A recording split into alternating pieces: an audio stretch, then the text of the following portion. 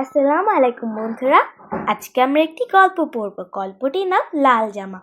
বাড়ির উঠোন পেরিয়ে লাউয়ের মাচা পেরিয়ে উড়ে যাচ্ছে চিল লাল জামা নিয়ে। আরে বাঁশঝাড়ের উপর দিয়ে যাচ্ছে, বাঁশের কঞ্চিতে আটকে জামাটা যদি ছিঁড়ে যায়। আহা, আমার লাল জামা! ওই যে সামনে মজা পয়লার জায়গা, চিলটা কি জামাটা ওখানেই ফেলবে? আহ, আমার শীতের লাল জামা!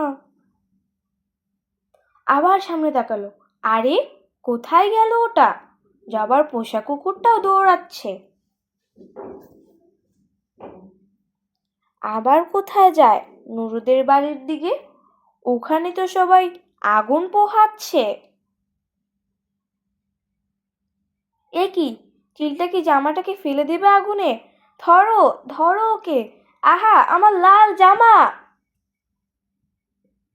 এবার জবার অন্য বন্ধুরাও যোগ দিল। ধরো ধরো জামা, লাল জামা!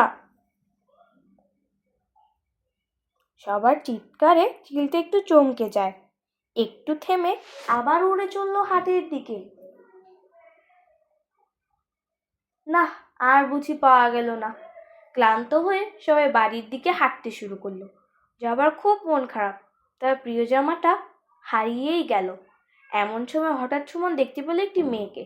তার হাতে কি যেন দেখা যাচ্ছে। আরে ওটা কি জবার জামা না? হ্যাঁ, ওটা তো জবারই জামা। পেয়েছি পেয়েছি, দেখো এই মেয়েটির হাতে। উস্কো খুস্কো চুল, মেয়েটির পরনে পুরানো ছেঁড়া গেঞ্জি। সবাই অবাক হয়ে তাকিয়ে আছে মেয়েটির দিকে।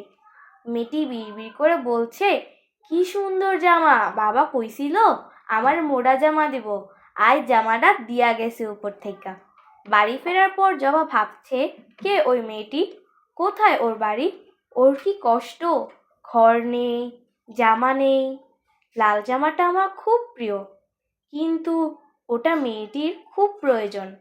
আমার তো অনেক জামা আছে, যাদের জামা নেই তাদের তো আমি দিতেই পারি।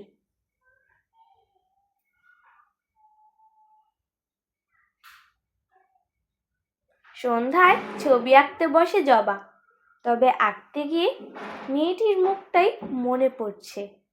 লাল জামা পরা, হাসি মুখ।